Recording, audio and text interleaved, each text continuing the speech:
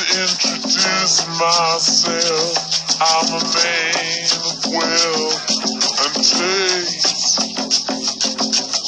I've been around for a long, long year.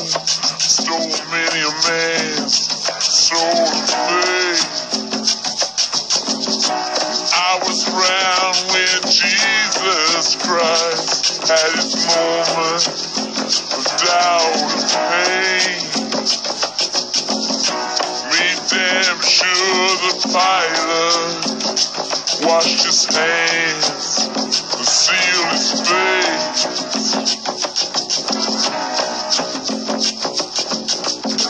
When Mexico sends its people, they're not sending their best. They're not sending you. They're not sending you. They're sending people that have lots of problems, and they're bringing those problems with us. They're bringing drugs, they're bringing crime, they're rapists, and some, I assume, are good people. But it's coming from more than Mexico. It's coming from all over South and Latin America, and it's coming probably from the Middle East. But we don't know, because we have no protection and we have no competence. We don't know what's happening. And it's got to stop. And it's got to stop fast. Pleased to meet you. Hope you guess my name. Oh yeah. I was puzzling you with the nature of my game. Oh yeah. You wouldn't have your job if you weren't beautiful. It's very sad. It's a pretty picture you dropped, John. And I'd look her right in that fat, ugly face. She's gotten a little bit large. I don't think you should dress like you weigh 120 pounds. I don't want to sound too much like a chauvinist, but when I come home and dinner's not ready, I go through the roof. A person who's flat-chested is very hard to be a 10. She ate like a pig. You could see there was blood coming out of her eyes, blood coming out of her wherever. The boob job is terrible. You know, they look like two light bulbs coming out of a body. It's unattractive both inside and out. I fully understand why her former husband left her for a man. Maybe she should feel that way. There are a lot of women out there that, you know, demand that the husband act like the wife. I've said that if Ivanka weren't my daughter, perhaps I'd be dating her. She's a really beautiful baby. She's got enormous legs. We don't know whether or not she's got this part yet, but time will tell. What happens if Marla gained this kind of weight? Would you drop her? I'd say start working out. I have no respect, but I don't think she's very good. I would say she's in the 4 or 5 category. I like the way she used to look. I don't like the way she looks now. There are 2 other women now who claim that there'd been sexual harassment. They probably do love their names splashed across the front pages. You say, oh, hello, darling, how are you? And you get sued because you've destroyed somebody's life. It's ridiculous. You had a young woman that was in his room, his hotel room, late in the evening at her own will. You have a young woman who was seen dancing for the beauty contest, dancing with a big smile on her face. Planned Parenthood should absolutely be defunded. Do you believe in punishment for abortion? Yes or no, as a principle? There has to be some form of punishment. For the woman? Yeah. Do you think she felt pressure to come back after 3 weeks? I don't think so. I think she loves her job. She wouldn't have felt the need to do that because you might have replaced her otherwise. No. Although it's an interesting premise. I have been better to women than any of these candidates, frankly. Who's next? Yeah, please. Excuse me, sit down. You weren't called. Sit down. Sit down. Sit down. Go ahead. No, you don't. You haven't been called. Go back to Univision. Go ahead. Go ahead.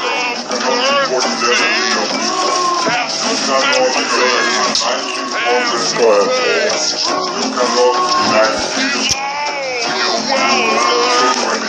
down, please. You weren't called. Songs away.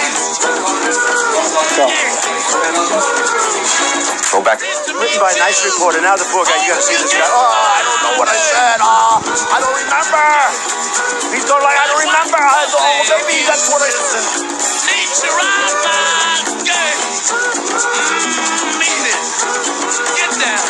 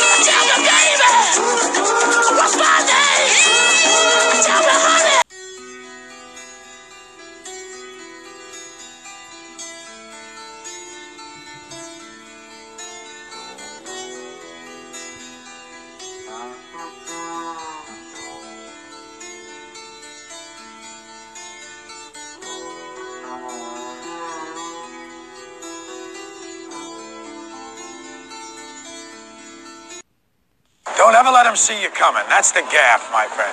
You got to keep yourself small, innocuous. Be the little guy. I'm the hand of Mona Lisa's skirt. I'm a surprise, Kevin. They don't see me coming. That's what you're missing. Moderate guy, somebody I want you to meet.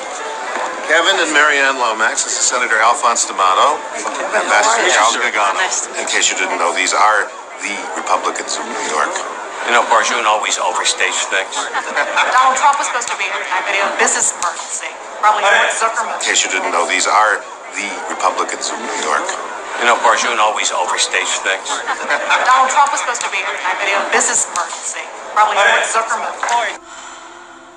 Why do we have to keep going? Because it needs to be clear, Mr. Cullen. Because I need to know and understand exactly what happened.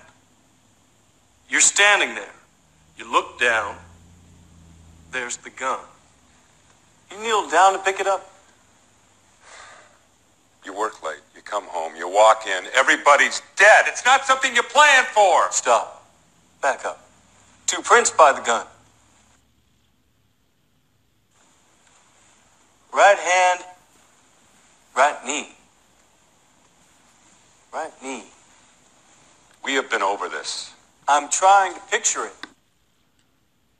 I'm trying to picture it. Your hand. Your hand came from inside and underneath. I'm the hand of Mona Lisa's skirt. I'm a surprise, Kevin. They don't see me coming. That's what you're missing. There's so many brilliant things in the Bible, and you can read it over, and many people have done this, and they've led their life that way, but you can read it hundreds and hundreds of times. You know, David, they say great art, like the Mona Lisa. Some people, they look at it, and it doesn't look as great at the beginning, and then they'll look at it. By the time they see it many, many times, it becomes the most, they can't take their eyes off it. Whereas art that's not great, you look at it, it looks beautiful at the beginning, but you get tired of it. The Bible is special. The Bible, the more you see it, the more you read it, the more incredible it is, and the more you realize. It's like a great, you could say, I mean, I don't like to use this analogy, but like a great movie, a great, incredible movie. I'm the hand of Mona Lisa's skirt. I'm a surprise, Kevin. They don't see me coming. That's what you're missing. Let me tell you about my girlfriend Mona Lisa. She let somebody take a picture so she could be a fashionista. She said she wanna be a model, but why she wanna be a model? She told me that she wanna travel, walk the rumors in Milano. But I tell her that I love her, adore her, I need her, my Lisa. She told me trust her, I want to, I wanna trust her. And I don't know why it hurts me. Why do I feel the hand of Mary Ann on this adventure? All the fellas, they be looking. They're looking at my Lisa.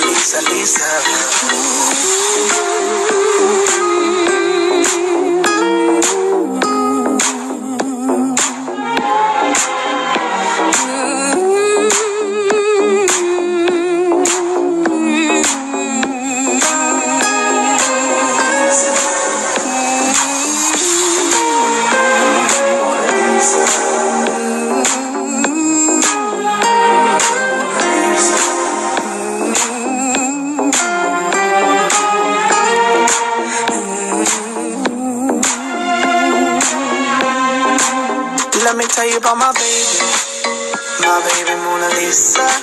She told me that I'm acting crazy. She said I need a free high. She said she feel like she in prison. But why she feel like she in prison? We always going to the ocean side and the mountain top. We be living. But she wanna be a model and travel and walk in the homies in Milano. She says I'm jealous. I know I'm jealous because I wanna own it for me and not them feelings. And it hurts me all the time. She be working. Them boys be flirting. They flirting with my Lisa.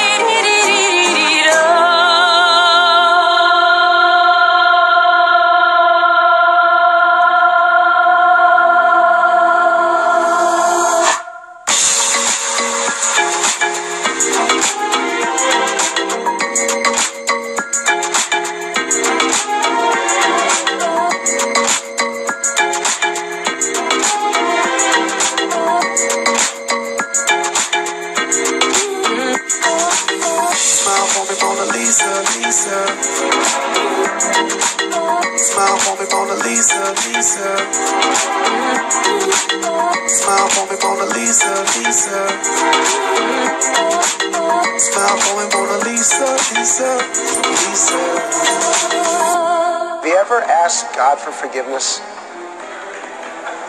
That's a tough question. I don't think in terms of, I'm a religious person. Shockingly, because people are so shocked when they find this out. I'm Protestant, I'm Presbyterian. And I go to church and I love God and I love my church. And Norman Vincent Peale, the great Norman Vincent Peale was my pastor. The power of positive thinking. Everybody's heard of Norman Vincent Peale. He was so great. He would give a sermon you never wanted to leave.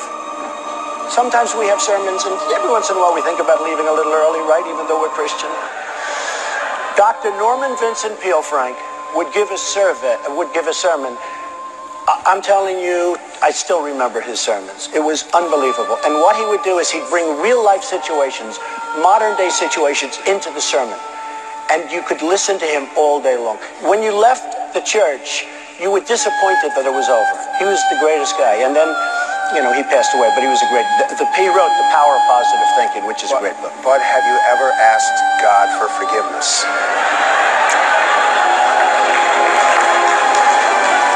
I'm not sure I have. I just go and try and do a better job from here. I don't think so. Turns out she makes an appearance. Right there. Theories. There are theories. Notice how Jesus and Mary are clothed. Mirror images of each other. The mind sees what it chooses to see. Mirror images of each other. The mind sees what it chooses to see.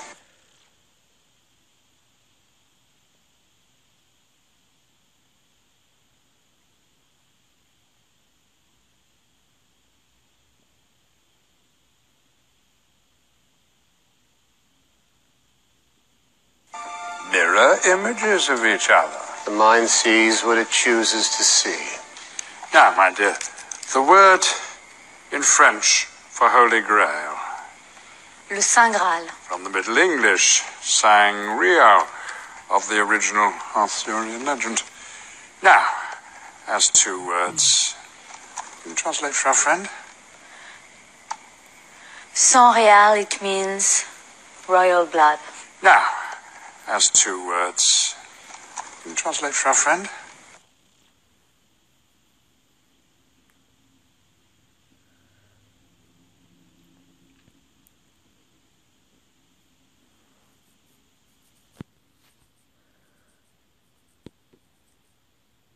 Now, as 2 words, can you translate for our friend? Sang Real, it means royal blood. Witness the greatest cover-up in human history.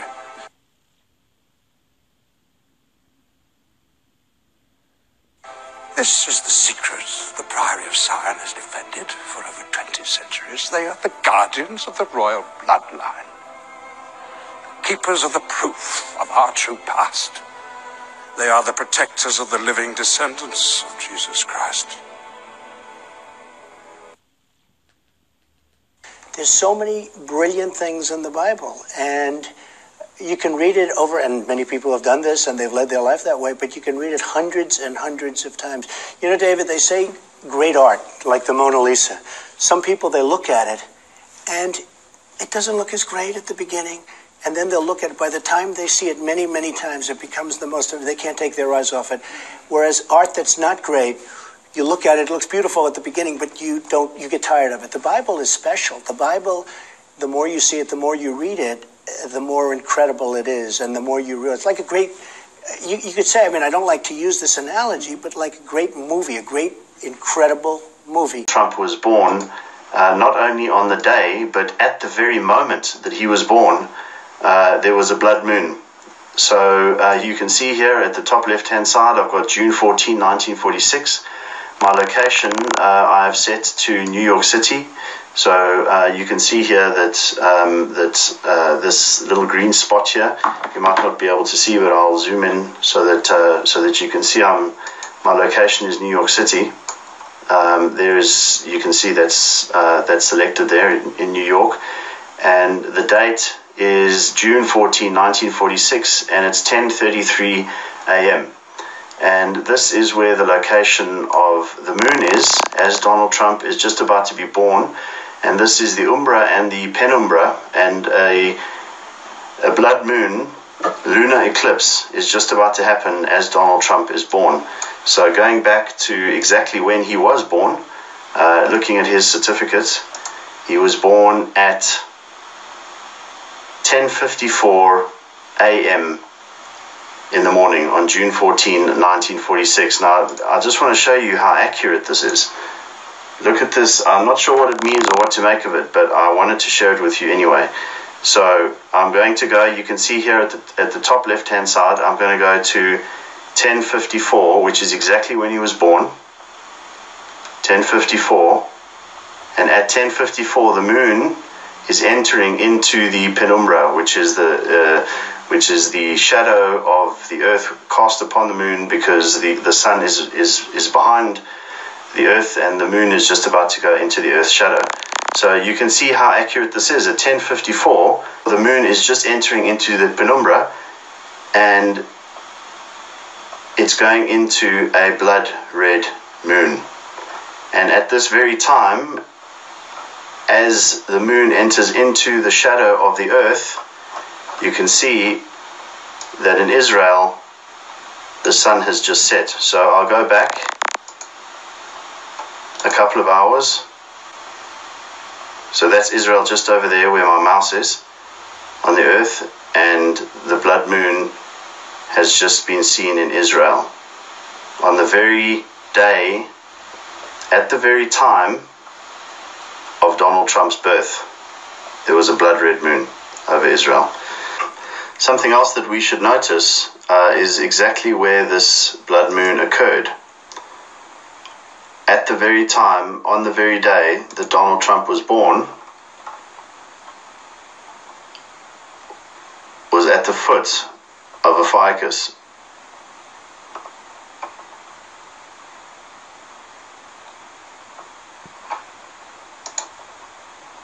And you'll remember that Donald Trump came into power on the 20th of January in 2017, and that's exactly where Saturn was as he came into power, was exactly where the blood moon was when he was born.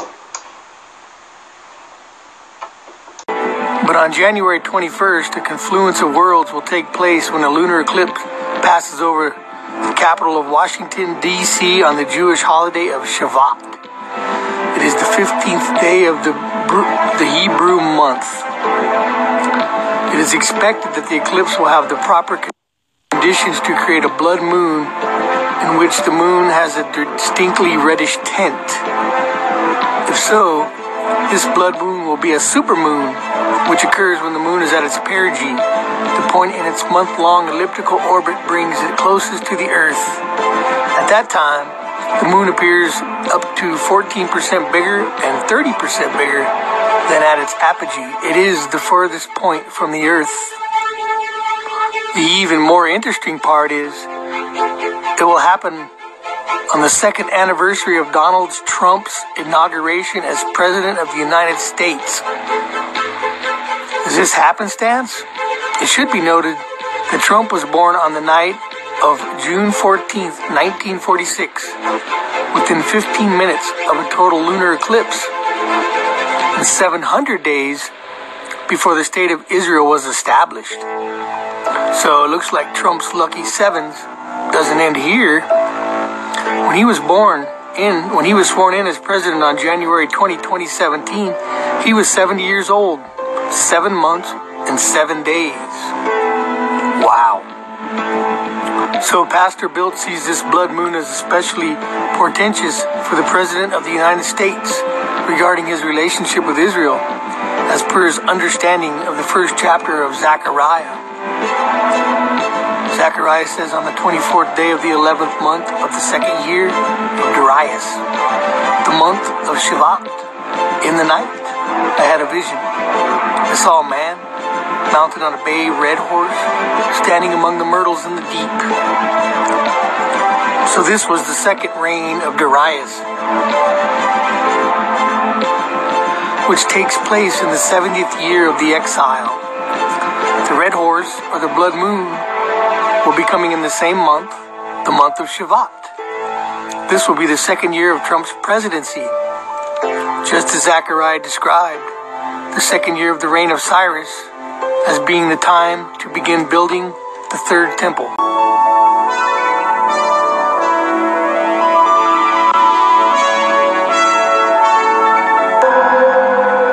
The lunar effect theory is an idea that humans act more deviant during the full moon, and so that their behavior is affected by the cycles of the moon. The lunar effect theory holds that there's madness in the world when the full moon hits, and there may be some good evidence for this. The moon does exert a magnetic pull on the Earth, which could shift magnetic fields. In modern terms, this might affect consciousness, might affect brainwave patterns. If there are individuals who are predisposed to erratic or crazy behavior, it may be more pronounced at times of the full moon. En las culturas primitivas se creía que lo que ocurría en el cielo era un reflejo de lo que ocurría en la Tierra. Por eso se creía también que durante los eclipses la oscuridad reinaba por encima de la luz. Cerrar los ojos. ¿Hay alguien aquí con nosotras? ¿Quieres hablar con alguna de nosotras? ¿Lo has movido tú?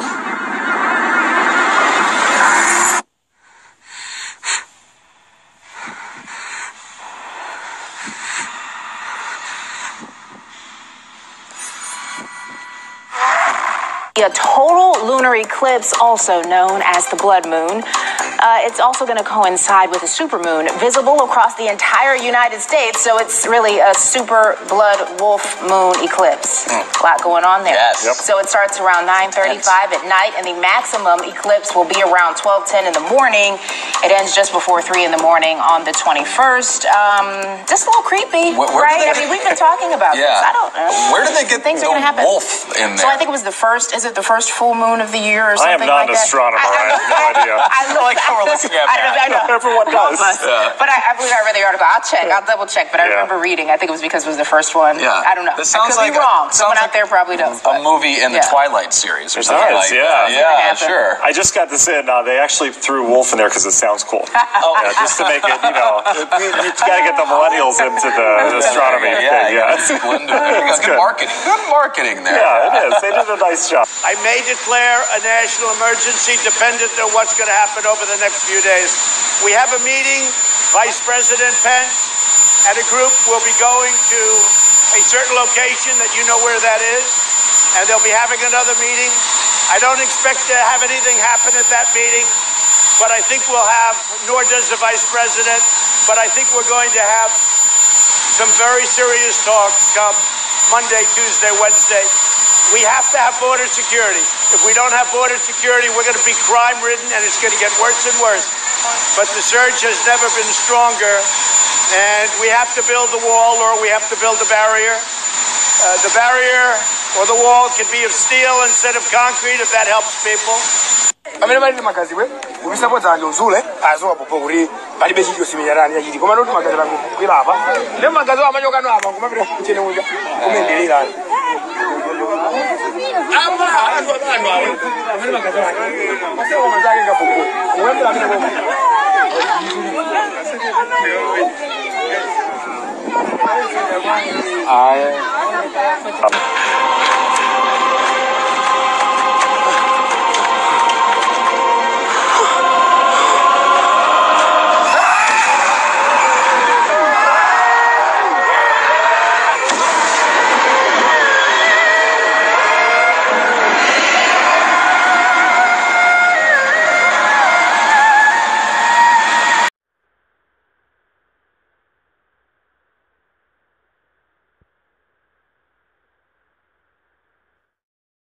It was the ancient Romans who named this place the Dead Sea, a majestic body of deep blue water framed by remote desert cliffs, so salty that no fish or plants live in its mineral-rich waters. It's one of the saltiest lakes in the world. So salty, no fish can survive in it. Coming out here in the Dead Sea, in the lowest place on earth, you see prophecy coming true. That's something amazing. Experiencing here fish live. The first time I went on the shores, exploring these exotic salt beaches, I literally saw fish in the sinkholes where the water has receded. And this is prophecy from Ezekiel. It's prophecy is talking about when the Jews come back to the land. And the land is going to flourish and expand and bloom. And that's what we're seeing here today in the Dead Sea. This place was cursed in biblical times, but this curse has been over, and seeing how this is bringing life to people around the world, and specifically the waters and minerals bringing life people over here, is something amazing to be witnessing in the 21st.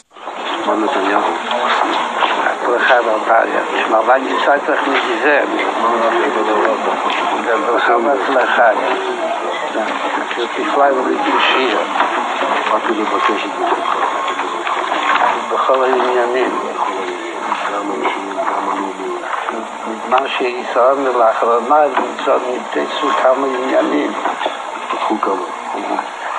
מה שרואה עוד, וגם מצאו שעדיין משיח ליבו, אז הייתה משהו ממה הביאתו. הכנראה שהיא מספיק, כאילו שהיום כבר כמה שעות בגיל עדיין ליבו, אבל יש עוד כמה שעות, אבל יש להשתדל גם היום, בבשורות טובות. שמחה וטוב לבו. כדי שחסידים מקפידים שכל עניינים יהיו שמחה. בשורות טובות, הצלחה רבה.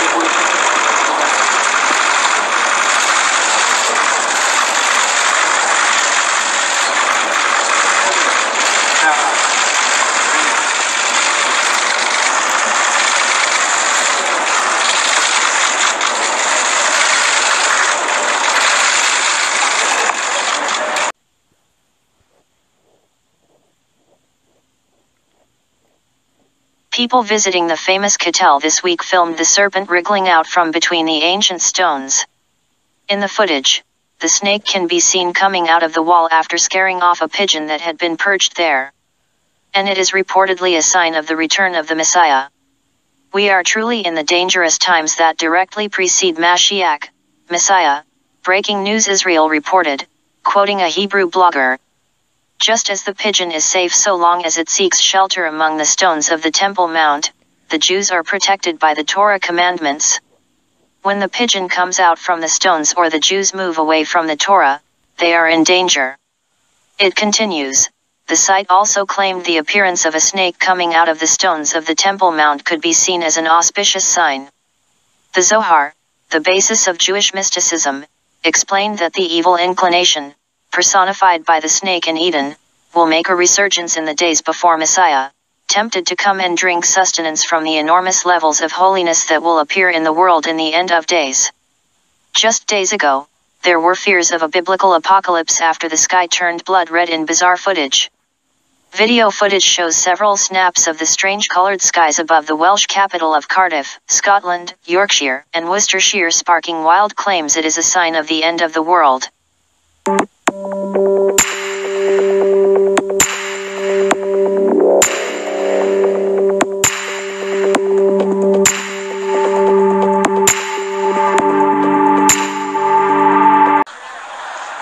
Take me in, O tender woman.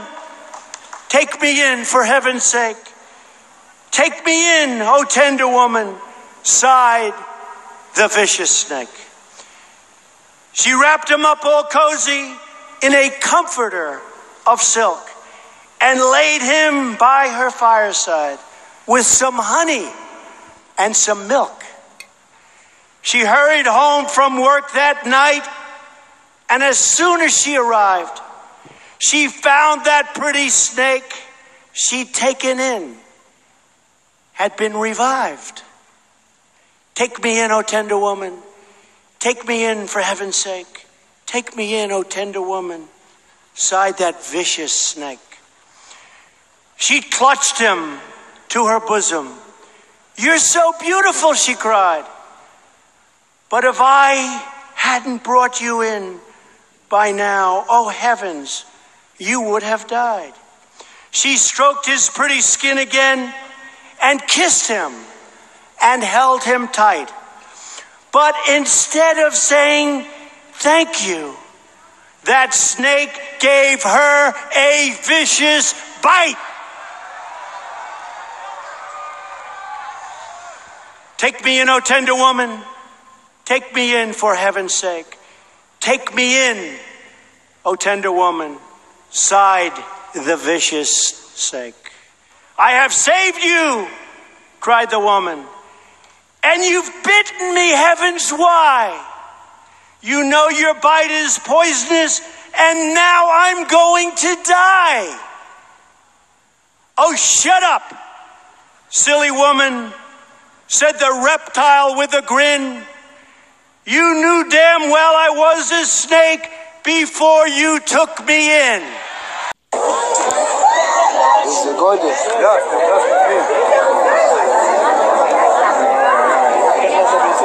לא נכנס, מעולה.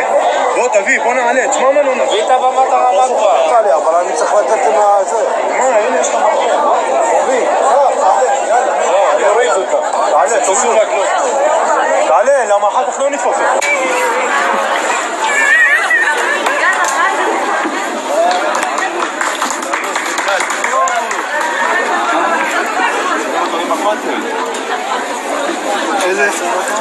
איזה נפל זה?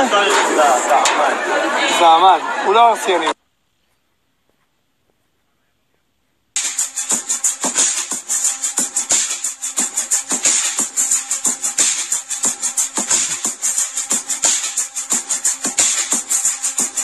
Now we beseech you, brethren, by the coming of our Lord Jesus Christ, and by our gathering together unto him, that ye be not soon shaken in mind, or be troubled neither by spirit, nor by word, nor by letter as from us, as that the day of Christ is at hand.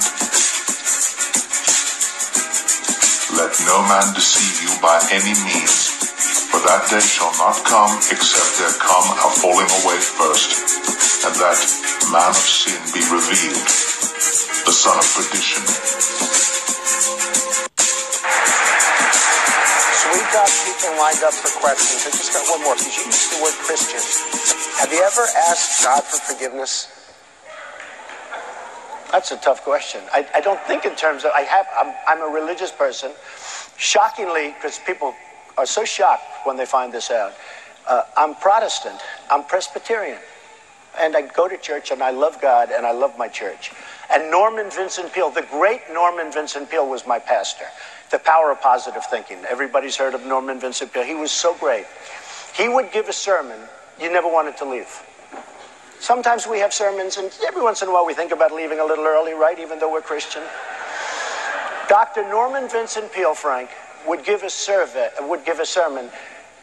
I'm telling you, I still remember his sermons. It was unbelievable. And what he would do is he'd bring real-life situations, modern-day situations, into the sermon. And you could listen to him all day long. When you left the church, you were disappointed that it was over. He was the greatest guy. And then, you know, he passed away, but he was a great...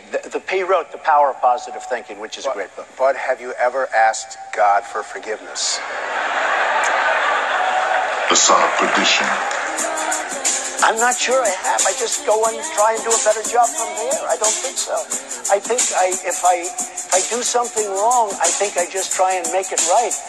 I don't bring God into that picture. I don't. And in his estate shall stand up a vile person, to whom they shall not give the honor of the kingdom, but he shall come in peaceably, and obtain the kingdom by flatteries.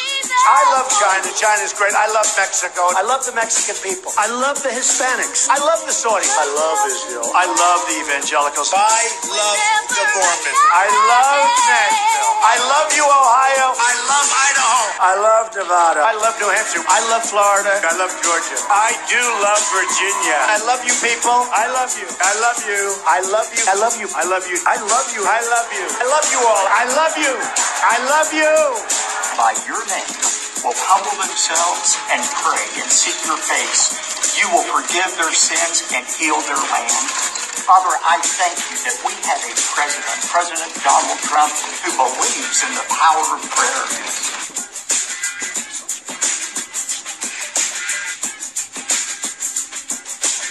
You all know how to vote. Those who are in favor will say yes. Those who are against will say no. But today we finally acknowledge the obvious, that Jerusalem is Israel's capital. This is nothing more or less than a recognition of reality.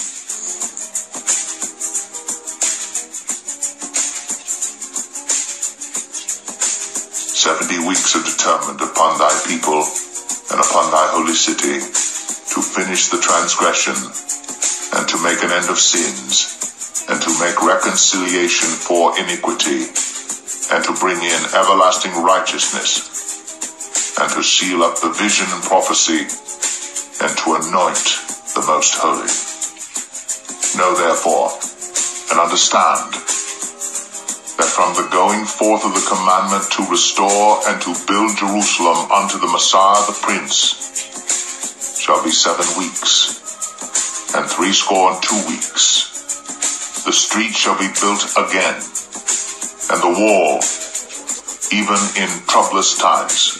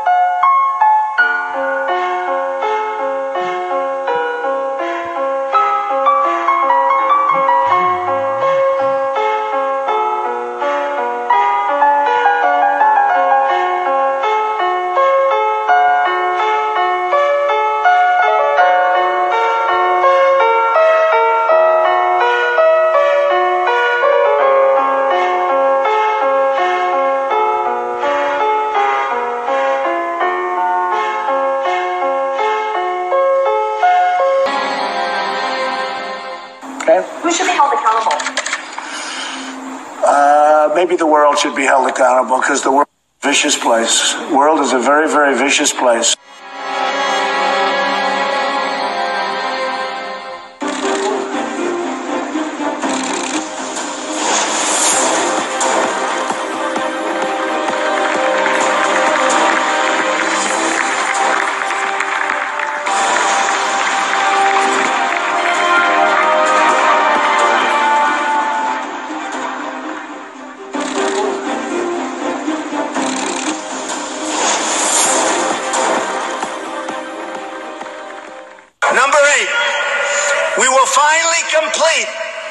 The biometric entry-exit visa tracking system, which we need desperately.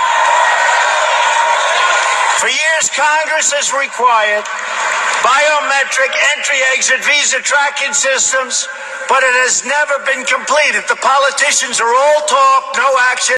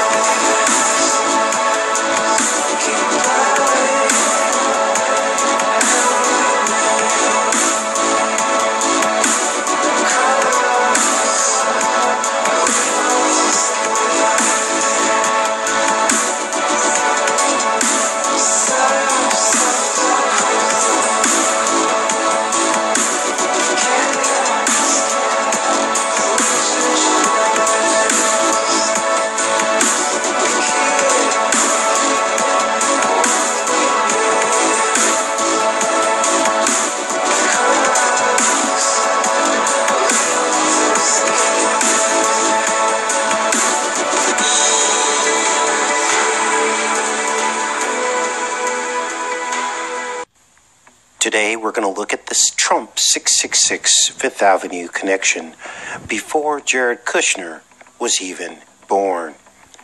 666 Fifth Avenue was originally called the Tishman Building, and Tishman Family Construction Company business built both 666 Fifth Avenue and the World Trade Center. What you will see next is the 1960 short film called Skyscraper, which documented the entire construction of 666 Fifth Avenue, and what you're going to see will simply blow your mind. The building also appeared in many other evil films, such as The Exorcist 2, How to Murder Your Wife, Godspell, and The Wolf of Wall Street. In the early 1980s, the two T's, Trump and Tishman, met to talk business. Mr. Tishman walked to Trump Tower at 725 Fifth Avenue from the Tishman Building at 666 Fifth Avenue to talk to Donald Trump's brother, Robert, about becoming the construction manager for the Trump's casino projects. Donald then entered and confidently bragged to Tishman that taking the Trump job would be good for his firm and that would put them on the map to be associated with the Trump brand. Tishman then joked that he didn't need Trump's endorsement. He had built the World Trade Center. This was in the 1980s when Jared Kushner was a toddler. So you see, Trump's connection to 666 Fifth Avenue went much further back than Jared Kushner. and the World Trade Center construction manager, those very familiar with the internal design and function, would have had to be involved in the access to that building for any pre-wiring or setup for demolition. And now you see that New York was a much smaller place than you can ever imagine. Now watch and listen to the film Skyscraper from 1960, the documentary of 666 Fifth Avenue, and prepare to have your mind blown. Magic City, climbing high, shining walls reflect the sky. Magic City, and the sun, and the sun, and the sun. What you just saw was the New York monument to Minerva, who is also Sulis, the sun goddess.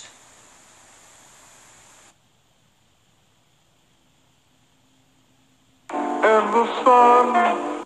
Worshipped in modern times by Wiccan and pagan communities. Has the darkness on the run. We're going to chase the shadows, erase the shadows from our city now. Old facades must pass away. Old facades must pass away. Like the horse, they've had their day. Old walls tumbling into dust. Old walls tumbling into dust. Signs proclaiming dig we must. All that stood is falling fast. All that stood is falling fast. Weary moving from the past. It's going right the city, light the city, right the city now. We're going to chase the shadows, erase the shadows. We're going to chase the shadows, erase the shadows. We're going to chase the shadows, erase the... No more shadows now.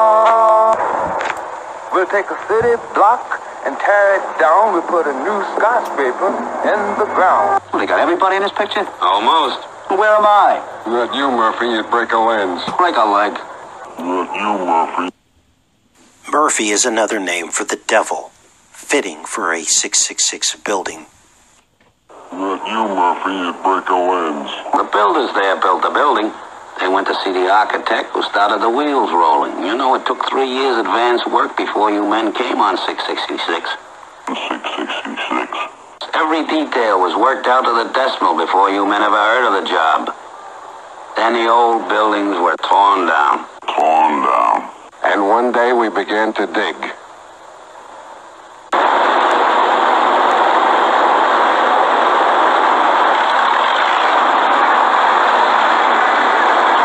Boy, that's one big hole. 40 feet deep. Largest excavation ever dug on Fifth Avenue. Largest excavation ever dug on Fifth Avenue. You gotta dig way down, 40 feet down. 40 feet down. 40 feet down. You gotta dig way down below the ground. You gotta blast that bedrock out of your way before you start to climb. You gotta dig that way.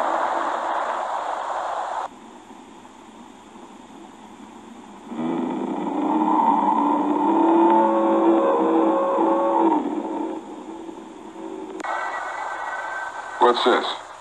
You don't know how steel comes in, Leone? Me? I run a shovel. Well, it comes up the river on barges and it's loaded on trailers.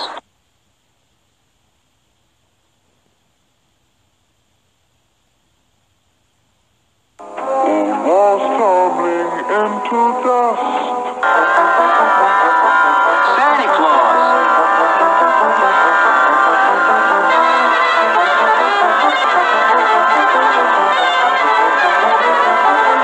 Now this is where we were ready for the walls. For the first aluminum panel.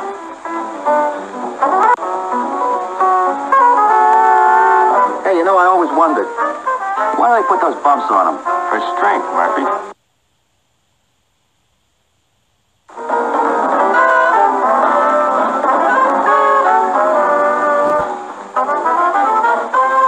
Hey, listen, do you really like them, Mr. DeSimone? Mr. DeSimone, Mr. DeSimone. fact, I do.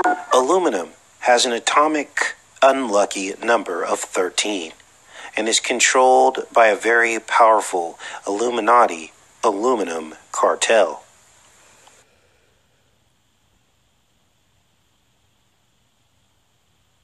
Anything different takes time to get used to, and new materials are one of the few new ideas in skyscrapers in the last 50 years. No maintenance ever once you get them up, and they go on fast. The slim towers were also coated in aluminum, a highly reflective and conductive surface. Great thing about them, just take them out of the boxes, slide them into place, and bolt them on. Okay, you sold me, Mr. D. Simone. I'll take one. Sweepers, handlers, holders, mixers, shifters, heavers, fillers, bracers, floorers, loaders, lifters, pushers, pullers, pilers, packers, nailers, diggers, builders, busters, boxers, plasters, TNT. So today, 18 months from the time ground was broken, the building opened. More than 2 million people have worked directly or indirectly on it. These people come from every state in the country. Much of their work has been done in places far from the city. Now her tenants will come. Visitors will come from every corner of the earth. And so another skyscraper takes its place in the city.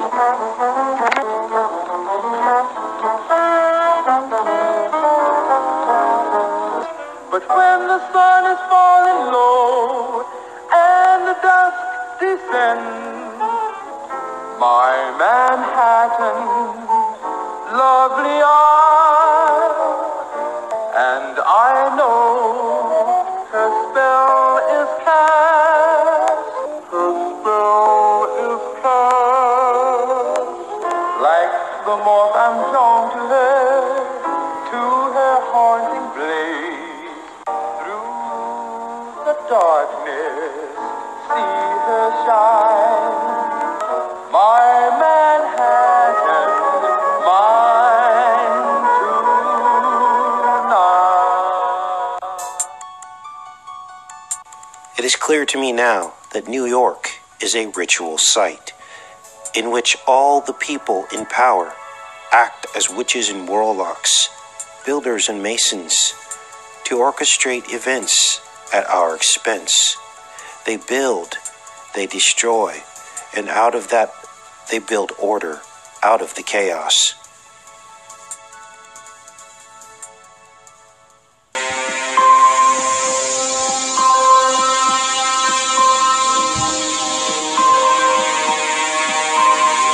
I'm a newcomer to politics, but not to backing the Jewish state. In 2001, weeks after the attacks on New York City and on Washington, and frankly, the attacks on all of us, attacks that perpetrated, and they were perpetrated by the Islamic fundamentalists, Mayor Rudy Giuliani visited Israel to show solidarity with terror victims. I sent my plane because I backed the mission for Israel 100%. Iran is the biggest sponsor of terrorism around the world, and we will work to dismantle that reach. Believe me, believe me. I've been with Israel so long in terms of I've received some of my greatest honors from Israel. My father before me, incredible. My daughter Ivanka is about to have a beautiful Jewish baby. When I become president, the days of treating Israel like a second-class citizen will end on day one. So what do you think of my Trump home mattress collection by Serta? Finally, the same luxury and comfort I demand in my hotel. What do you have in mind? Something you were born to do. Welcome to room 9. Looking good, number 9. Looking good. Where's your dignity?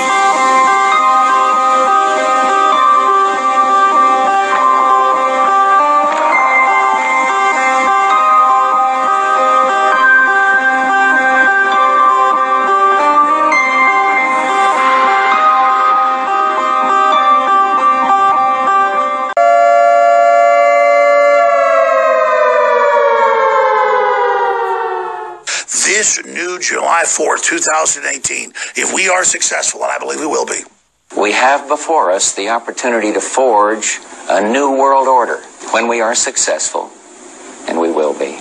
This new July 4th, 2018, if we are successful, and I believe we will be, is going to be seen as the rebirth of America in 1776 Part 2.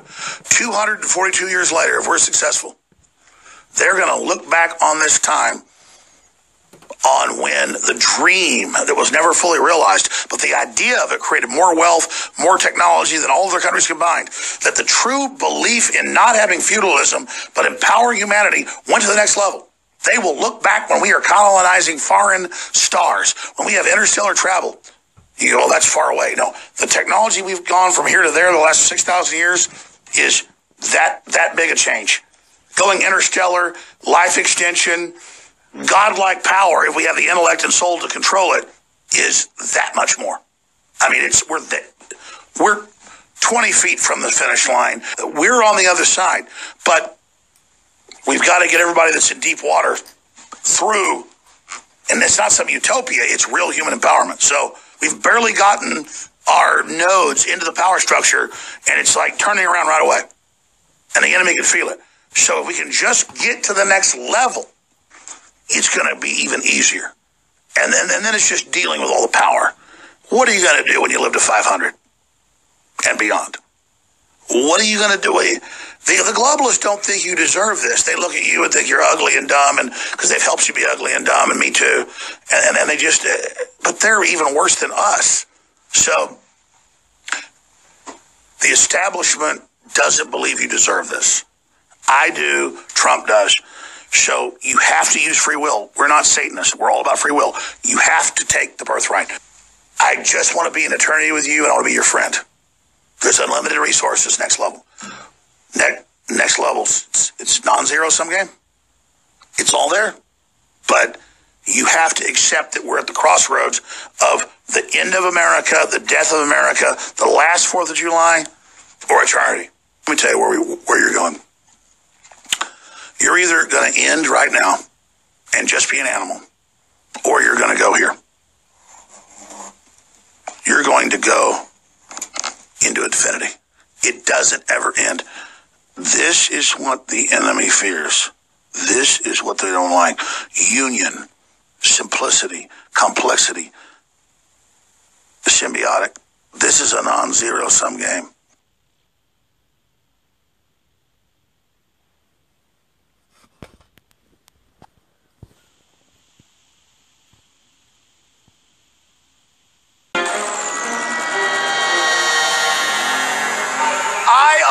Can fix it. Head of a country, and I mean, he's the strong head. Don't let anyone think anything different. Right. He speaks and his people sit up at attention. I want my people to do the same. I told the reporter that I love President Trump, and President Trump heard me say that, and he told me that on stage. He goes, you know, he said that he loves me, and I do, with all my heart. Mr. President, I've been with you for 2 years. You probably heard this. Every single second, every day, I'm with you. I got a 6-foot cardboard box of President Trump in my house, and I salute that every single day. And I pray and tell him, Mr. President, I pray for your safety today. And I'm not lying. I do that every single day to the president, but it's cardboard. You know, it's just the way he speaks, that truth. You know, it comes from the heart. That's the most important thing. It comes from his heart, and he speaks the truth. That's what we believe, and our movement believe. I mean, just look at what this started. Look at it. Look at what President Trump says. There's never been a movement like this ever. I've never been into politics in my life. Up until President Trump came down the elevator, and he taught me everything. He taught me everything. You know what I say? He will do this. That's why I love this man, because he's smart, he gets it, and he's gonna change the world. He's gonna change the world, folks. Right. according, and they even say about our well, he's not presidential. Thank goodness. Yeah. Thank goodness. Yeah. Thank goodness. Yeah. And I mean that with all due respect, because in other words, he's not a polished politician. In other words, he's authentically, whether people like it or not, has been raised up by God, because God says that he raises up and places all people in places of authority. It is God that raises up a king. It is God that sets one down. And so when you fight against the plan of God, you're fighting against the hand of God. We were not sent into this earth to fit in or just to, we weren't just sit here to be a part. We were sent here to take over. Are you listening? Wow. I'm trying. That's the church. Oh. That's why we have the president we have. He doesn't fit. Amen. He's not a normal president. Amen. And here's the woman who is from the bottomlands. Yes. But God has raised her up to the White House. Yeah. Paula White, who's gone through the valley of the shadow of death time and time again. Yes. She now can walk into the White House anytime she wants to. She has full access to, in the Bible days, the king, the president. Yeah. Why? Because God used her in I felt like the heavens had opened. I can't describe this moment. And the inauguration and this were probably two of the There you are with all those men back there, and they're there in the pink dress. I was like, I mean, when I say, I just give God all the glory, because people don't, I think, fully understand. Can I touch that, Kim? Yes, sir. Which are all part of prophecies that talk about him starting out with a small band of followers, mushrooming into a global movement of worship and adulation of Mr. Trump. Not make America great again. Not MAGA. Quite the opposite. He kills America. He tears up the Constitution. He dissolves representative democracy. Deliberately.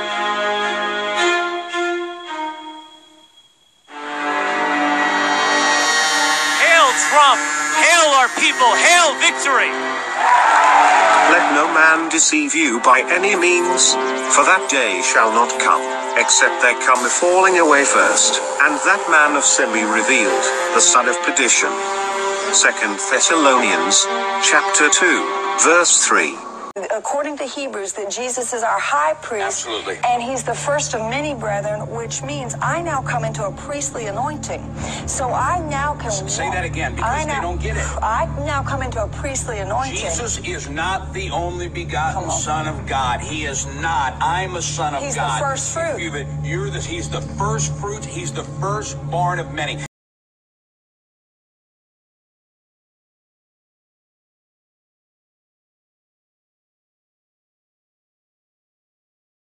American author Sinclair Lewis predicted the U.S. would eventually fall to fascism, not by a foreign invasion, but by a diabolical force using religion and the sense of patriotism.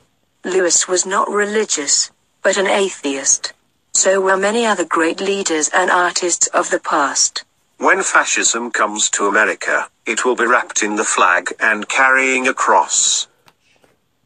Sinclair Lewis, 1935.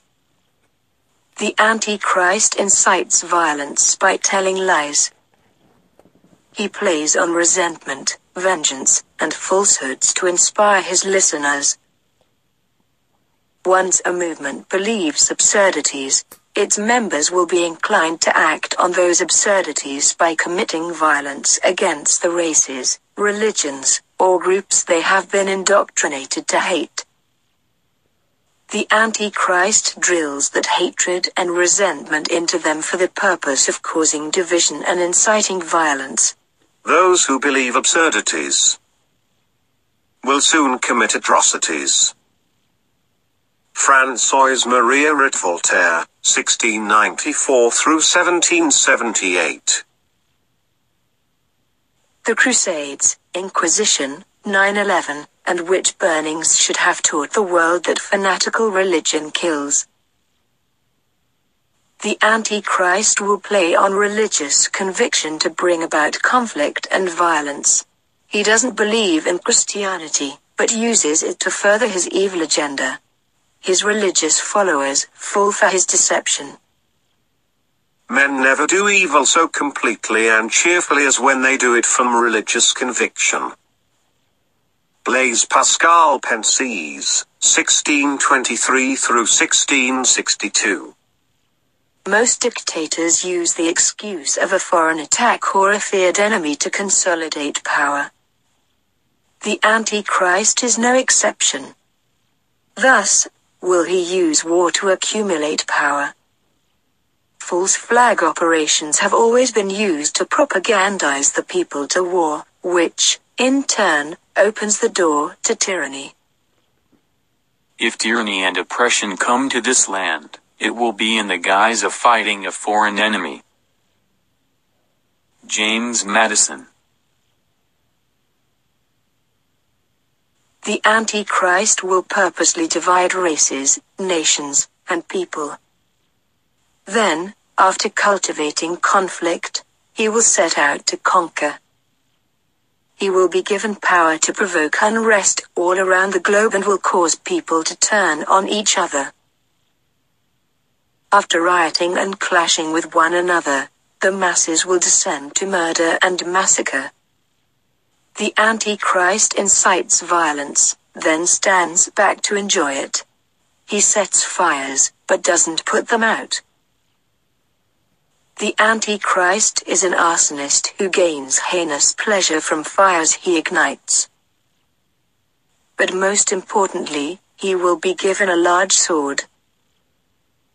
The large sword is a lethal weapon few nations possess, and no nations own this particularly large sword of such quality and quantity. The weapon is what distinguishes the Antichrist and gives him power over other nations, not to downplay the evil invisible underworld force empowering him to push vile vendettas, lies, and hate. The large sword is not earned by the Antichrist. He does nothing to achieve it, neither by accomplishment nor attribute. He is given the weapon. It's handed to him. Then another horse came out, a fiery red one. Its rider was given power to take peace from the earth and to make men slay each other. To him was given a large sword. The Antichrist will be the seducer of nations. He will be the master of deception. And then, after taking power, he will attack an unnamed nation unexpectedly, without warning. Many millions will be killed as a consequence of his unilateral decision. He will be a master of deception and will become arrogant. He will destroy many without warning. Daniel 8:25. Jesus forewarned that the super-religious, self-righteous Pharisees would reject him. But, he said, they would accept a false Messiah at a future time who would come in his own name. I am come in my Father's name, ye receive me not. If another shall come in his own name, him ye will receive. After the dust slightly settles from conflicts stirred by the Antichrist, the world's population is lured into the assumption war is averted. A sense of denial sets in. For when they shall say, peace and safety, then sudden destruction cometh upon them, as travail upon a woman with child, and they shall not escape. The compromised church will fall for his deception. They will believe his every lie, not because they are gullible, but because they have a desire to believe lies and deny truths. They will be delusional. For this reason God sends them a powerful delusion so that they will believe the lie, and so that all will be condemned who have not believed the truth, but have delighted in wickedness. The Antichrist will be the master of deceit. He will disguise himself to be Christian despite not being one. He does this to gain their support, for, without them, the Antichrist would never be able to take power. No wonder, for even Satan disguises himself as an angel of light. Therefore it is not surprising if his servants also disguise themselves as servants of righteousness, whose end will be according to their deeds. 2 Corinthians 11:14 through 15. There's a reason dozens of prophetic passages warn that people should not be deceived by false prophets and the Antichrist himself. If this subject was not so important, prophecies would not have warned about deception in so many passages, leading up to the advent of the lawless one. And many false prophets shall rise and shall deceive many. For there shall arise false Christs and false prophets, and shall shew great signs and wonders, insomuch that, if it were possible, they shall deceive the very elect. Despite these warnings in prophecy, many Christians will fall prey to deception. And the reason they succumb to the dark side is because Christians of that time will forget the teachings of Christ not to lay up treasures on earth for themselves. Their focus will not be on feeding the hungry, caring for the sick, or taking care of the needy. But it will be upon accumulating more wealth and material goods. In brief, they will scoff at the sick and look down on the poor, opposite to what Christ taught. In other words, they will perform as anti-Christians, or antichrists.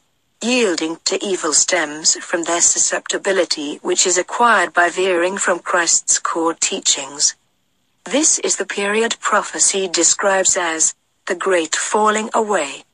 It comes before what is called the Great Tribulation. Let no man deceive you by any means, for that day shall not come, except there come a falling away first, and that man of sin be revealed, the son of perdition, who opposeth and exalteth himself above all that is called God, or that is worshipped, so that he as God sitteth in the temple of God, showing himself that he is God. The famous man, whom the fallen church follows, will speak arrogantly, use vile language, and will boast that he's the greatest. His first term lasts just 3.5 years. Nevertheless, the fallen church enthusiastically supports the Antichrist, despite all the warnings in their own holy book. The beast was given a mouth to utter proud words and blasphemies, and to exercise his authority for 42 months. The Antichrist performs miracles. At least, they seem like miracles to the captivated crowd. He makes fire flash down to earth while everyone is watching. Did you catch this? Quote, while everyone was watching. When the book of Revelation was written in the 1st century, there was no television, no satellites, no wireless. Only smoke signals and young couriers racing between Mediterranean villages. The prophecy is clear. The whole world watches the Antichrist's fiery displays, flashes of fury, and utter destruction of enemies. But in his estate shall he honor the God of forces. And the God whom his fathers knew not shall he honor with gold and silver and with precious stones and pleasant things. Babylonian King Nebuchadnezzar was one of the foreshadows of the Antichrist, as were Nero, Napoleon, and Hitler. Nebuchadnezzar erected a golden statue of himself 60 cubits tall and 6 cubits wide, which was a foreshadowing of the Antichrist's 666. In fact, the ancient king ordered most everything to be decorated with gold. Prophecies are clear that the Babylonian king was declaring himself to be a god, thus demanding worship. But the worship was to be directed at the statue he had erected. The ancient king's statue didn't move, but the Antichrist's image moves and speaks, probably indicating it will be robotic and not simply a piece of art or wax. Even their numbers involved are clues. A statue 60 cubits tall, 6 cubits wide, and was to be worshipped while 6 instruments were played. And we know from the book of Revelation that 666 is the number of the Antichrist. This is the Hebrew parallel poetic style in which the Bible is composed. King Nebuchadnezzar made an image of gold 90 feet high and 9 feet wide and set it up on the plain of Dura in the province of Babylon. He was given power to give breath to the image of the first beast, so that it could speak and cause all who refused to worship the image to be killed. The book of Revelation predicts that the Antichrist, also known as the Beast, will erect an image of himself, and this personal facsimile is one of the most prominent features of the Antichrist's rule, as described in the book of Revelation. And the image will seem to be alive, because it will speak. Will it be a sophisticated robot, superior to one found in a wax museum? Of significance is the fact the image is placed in the city of Babylon. The Antichrist character erects the image in the city which is the prototype for the great city that will emerge at the end of the age, New York City, or the American Babylon. The image is not assembled in Jerusalem, but in the prophetic Babylon, a towering port city on a sea coast. Ancient Babylon was several hundred miles inland and was not on the coast like the one described in the 18th chapter of Revelation. And now you know what is holding him back, so that he may be revealed at the proper time. For the secret power of lawlessness is already at work, but the one who now holds it back will continue to do so till he is taken out of the way. And then the lawless one will be revealed, whom the Lord Jesus will overthrow with the breath of his mouth and destroy by the splendor of his coming. The coming of the lawless one will be in accordance with the work of Satan, displayed in all kinds of counterfeit miracles, signs, and wonders, and in every sort of evil that deceives those who are perishing. For we wrestle not against flesh and blood, but against principalities, against powers, against the rulers of the darkness of this world, against spiritual wickedness in high places. Modern-era hypocrites not only compromise biblical principles to gain power, they ignore the prophets. So much of what fake Christians claim in the political arena contradicts the core teachings of Jesus Christ. We saw this firsthand in the 2016 campaign.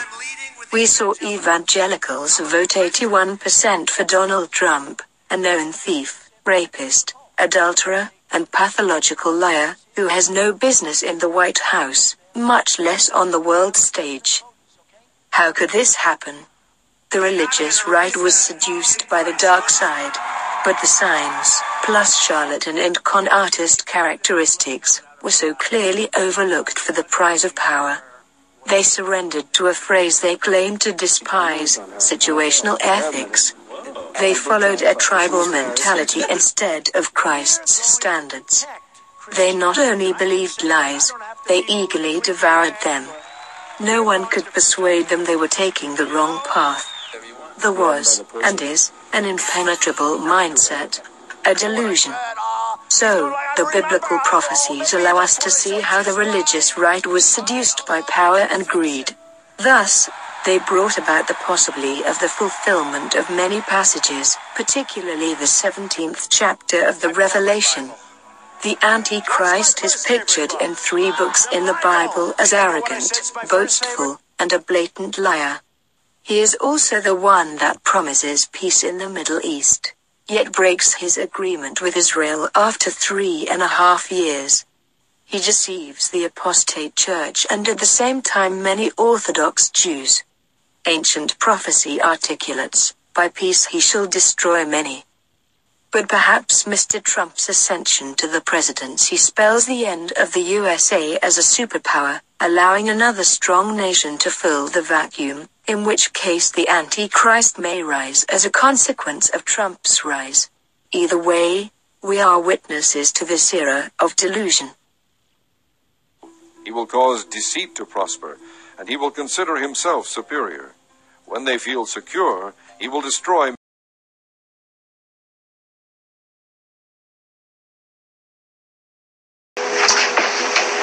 Gonna get you anything? No, thank you, sir. You hear about Trump? Yes, sir. What are you going to do about him? What do you want me to do? Stop him. From what? From taking the town. Can you prove that that's what he has in mind? Well, it's obvious. But can you prove it? In order to arrest him, the sheriff has to have a charge. And Trump hasn't given him a thing to go on. What side are you on? The law? Oh, I know how you feel. Maybe I agree with you. But the law is the law. It's got to be kept. What if I take him? On what charge? Fraud. Don't you see, he's not exactly guilty of fraud. Well, what about the meteors and the comet and all whatnot? You might not like it, Mr. Gilman, but he's right. There could be a meteor rain tonight. The Leonids are due. The what? The Leonids. It's a shower of meteors. There's a book about it around here someplace if you want to look at it. No, thank you, sir. I'll take your word for it. Look here, son. I live here. I know these people pretty well. And right now, there's nothing in the world could change their minds. And anybody who tries to could end up getting hurt. They're not going to listen. Well, what if he starts a panic? It could happen. Well, sure. You might as well try to spit out a forest fire. Well, there's got to be some way to stop him. Well, if there is, I don't know it. It's a funny thing. Sir? When we were kids, we were all afraid of the dark.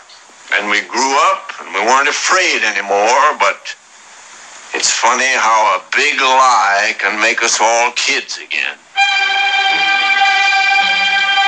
Hobie had checked the town. The people were ready to believe. Like sheep, they ran toward the slaughterhouse.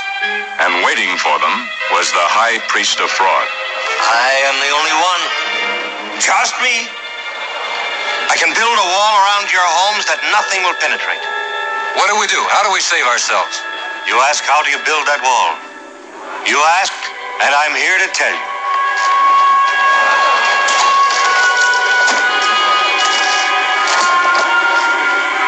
This is your saving. This is your wall.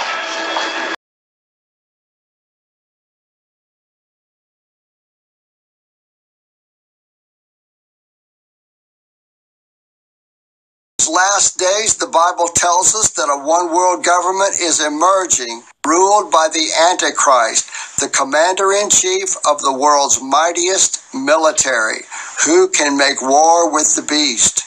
And one world unity is the agenda of Donald Trump. In these last days, the Bible tells us that a one-world government is emerging, ruled by the Antichrist, the commander-in-chief of the world's mightiest military, who can make war with the beast. And one world unity is the agenda of Donald Trump, who recently traveled to Saudi Arabia and Israel and Rome, to the birthplaces of Islam, Judaism, and Catholicism, calling for world religions to unite around Trump's vision of unity and a U.S.-led one world order of peace and safety. Now you see here the spiritual symbol that the United Nations has adopted, the pyramid or the triangle, the symbol of the spiritual unity of all nations. In other words, the one world unity religion of the one world government that will rule the entire earth in the last days, the government of the Antichrist, the beast. You see the illuminated triangle with the sun shining at the apex. If this looks familiar to you, it should. It is the pyramid that is seen on every U.S. $1 bill, with the all-seeing eye at the apex shining like the sun. The Latin words at the top are translated, "He favors our undertaking," an obvious reference to the all-seeing eye as a God who favors America. And the Latin words at the bottom are translated, "The new order of the ages." In other words, a new world order is being announced as rising, with the blessing of this shining, illuminating God with the all-seeing eye.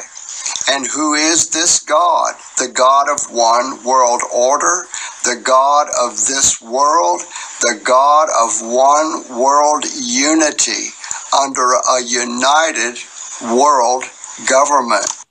This pyramid or triangle is the symbol of the Babylonian sun god, Baal or Beelzebub, the god of fortresses, the god of forces, the god of Antichrist, the god of this world, Lucifer, the illuminator, also called the devil or Satan or the old serpent or the dragon.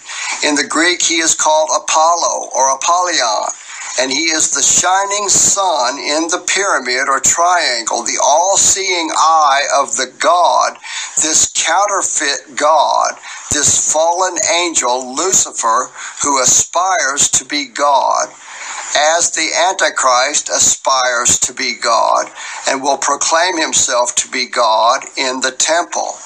The pyramid or triangle incorporates the number 666 from the fact that an equilateral triangle has three angles of 60, 60, 60.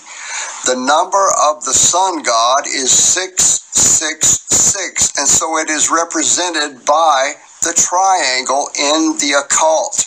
You can watch my video on the number of the beast 666 to learn more about this. 666 is the number of the sun god Baal, also called Apollyon or Lucifer, the god of this world, the devil. It is the number of the man of sin, the beast, the Antichrist, who has incorporated his 666 number into his signature building in the city of Babylon, the city of power, New York City. Don't confuse Trump Tower with the 666 Fifth Avenue building owned by Jared Kushner. It is not the same building. Trump Tower is located at 725 Fifth Avenue and is Donald Trump's signature building from where he has run his empire and from where he has lived with his family. And he put his number 666 into the design of Trump Tower, his signature building. Again, you can learn more about this by watching my 666 video on Donald Trump. The triangle is the occult symbol of Satan, the sun god, the god of fortresses, the god of forces, Lucifer. It is the 666 triangle of yoga and all Eastern religion. And we see this triangle being bandied about, the sign of the dragon, the sign of the old serpent, the sign of Beelzebub, the sign of the Babylonian Baal, the sign of the Greek Apollyon, the sign of the man of sin, who is consistent in invoking his God and making the sign of invocation to his God of fortresses. Donald Trump makes every effort to honor and invoke his God with his triangular hand sign when he is being interviewed, when he is with other world leaders. At all times, he invokes his God. He honors his God. He honors the God that he built his temple in honor of when he built his signature building, the Trump Tower in Manhattan. It is the Trump Tower temple to his God of fortresses. Our campaign represents a true existential threat.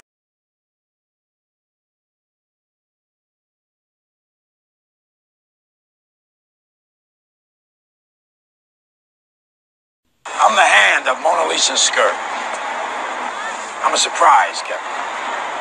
They don't see me coming. That's what you're missing. Then his other hand went up inside my skirt.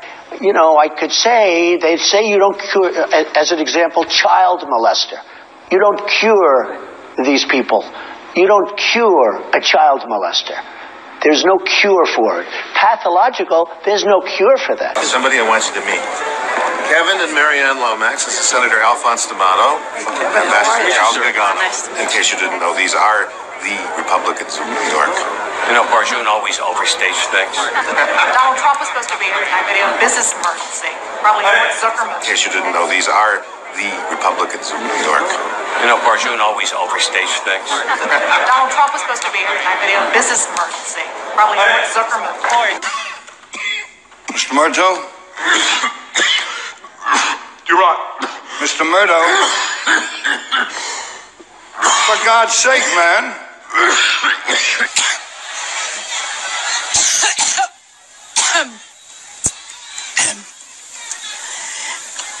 Every time I think about Trump, I get allergic.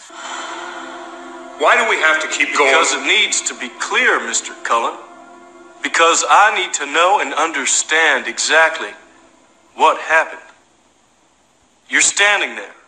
You look down. There's the gun. You kneel down to pick it up. You work late, you come home, you walk in, everybody's dead. It's not something you planned for. Stop. Back up. Two prints by the gun. Right hand, right knee. Right knee. We have been over this. I'm trying to picture it. I'm trying to picture it. Your hand. Your hand came from inside and underneath. I'm the hand of Mona Lisa's skirt. I'm a surprise, Kevin. They don't see me coming. That's what you're missing. And I'm talking to my friend who I'm sitting to and across from on my left side. I'm very clear on this. This is the vivid part for me. So the person on my right, who unbeknownst to me at that time was Donald Trump, put their hand up my skirt. Your hand came from inside and underneath. I'm the hand of Mona Lisa's skirt.